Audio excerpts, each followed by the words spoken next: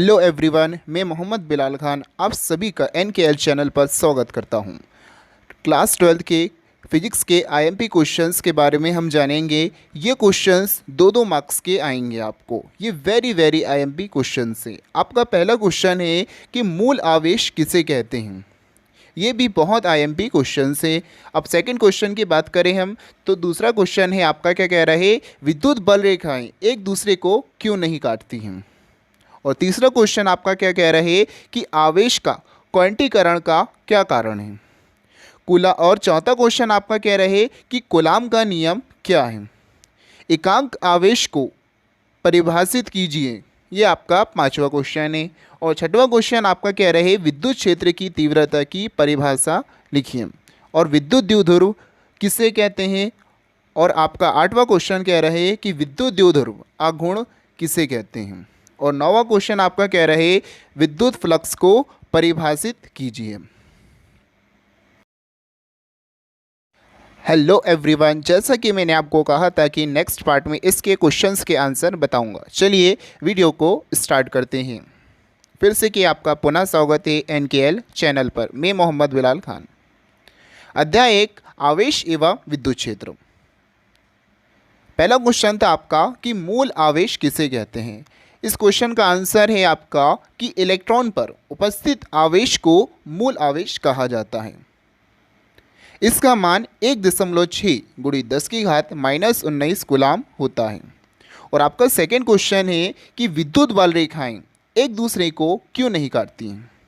विद्युत बल रेखाएं एक दूसरे को नहीं काटती क्योंकि इस स्थिति में कटान बिंदु पर एक से अधिक स्पर्श रेखाएं खींची जा सकती हैं जो उस बिंदु पर विद्युत क्षेत्र की एक से अधिक दिशाएं प्रदर्शित करेंगी और ये होना असंभव है। और तीसरा क्वेश्चन आपका क्या है कि आवेश का क्वांटीकरण का क्या कारण है। प्रत्येक वस्तु पर आवेश सदैव निश्चित न्यूनतम मान का पूर्ण गुणज होता है। इसे आवेश का क्वांटीकरण कहते हैं।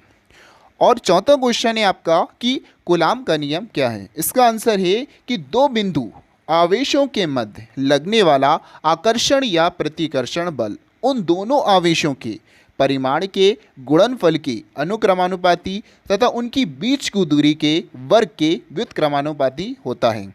ये कूलाम का नियम कहलाता है। और पांचवा क्वेश्चन है आपका कि एकांक आवेश को परिभाषित कीजिए।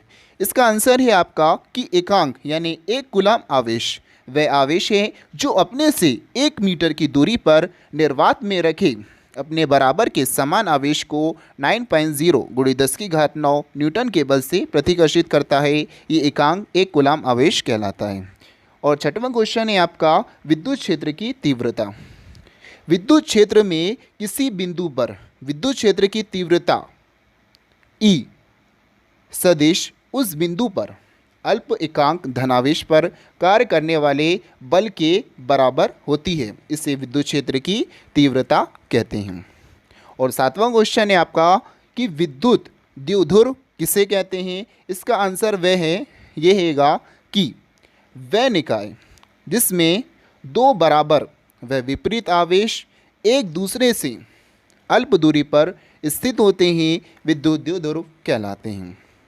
आपका आठवां क्वेश्चन है विद्युत द्विध्रुव आघूर्ण।